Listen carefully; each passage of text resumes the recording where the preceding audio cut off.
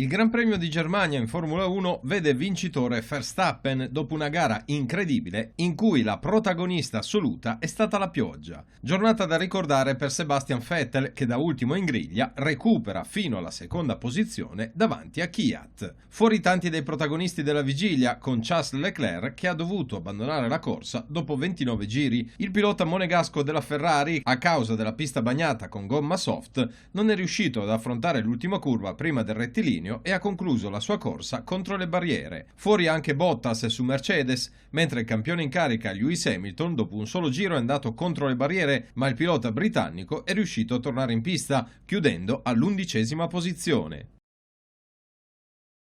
Potrebbe chiudersi nell'arco delle prossime 48 ore la trattativa tra la Roma e l'Inter per il passaggio in nerazzurro di Edin Dzeko. Marotta e i dirigenti della Roma nella giornata di lunedì si troveranno di fronte prima in Lega Calcio, dove si tiene l'assemblea per l'assegnazione dei diritti TV, e poi in serata alla presentazione del calendario di Serie A. Più di un'occasione quindi per parlare di mercato. L'Inter ha già pronta da tempo l'offerta per il bosniaco triennale da 4,5 milioni, da fissare invece l'offerta alla Roma che sembra disposta a scendere dai 18 milioni richiesti, con il club milanese disposta a fare qualche passo in avanti. Rispetto all'offerta iniziale di 10 milioni potrebbe salire a 12, mentre dalla controparte non hanno riscontrato la stessa disponibilità a trattare. I giallorossi infatti non hanno fretta, prima di cedere l'attaccante vorrebbero chiudere per Higuain dalla Juventus, per il quale non è stata ancora trovata un'intesa.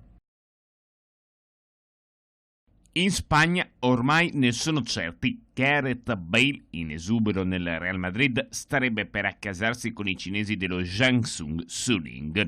Il gallese, secondo quanto riporta il sito online di Marca, sarebbe stato strappato ad un ritorno nel Tottenham e a un'altra squadra del campionato cinese, lo Shanghai Shenhua, che gli avrebbe addirittura offerto un contratto da 25 milioni all'anno. Bale, con l'accordo che lo porterebbe allo Jiangsu Suning, guadagnerà invece qualcosa in meno, circa 22 milioni.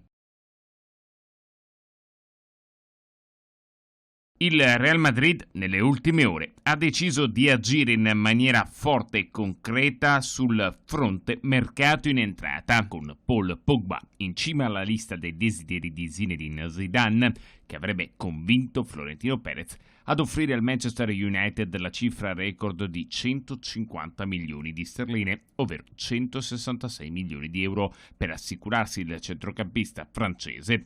Lo scrive The Sun. Lo United reinvestirebbe il denaro di Pogba prendendo Sergej Milinkovic-Savic dalla Lazio e Bruno Fernandes dallo Sporting Lisbona. Per AS comunque esiste un piano B che contemplerebbe l'arrivo di un attaccante esterno e soprattutto di un altro centrocampista. Tornerebbe dunque nel mirino Christian Eriksen, 27enne danese intenzionato a chiudere la sua avventura col Tottenham.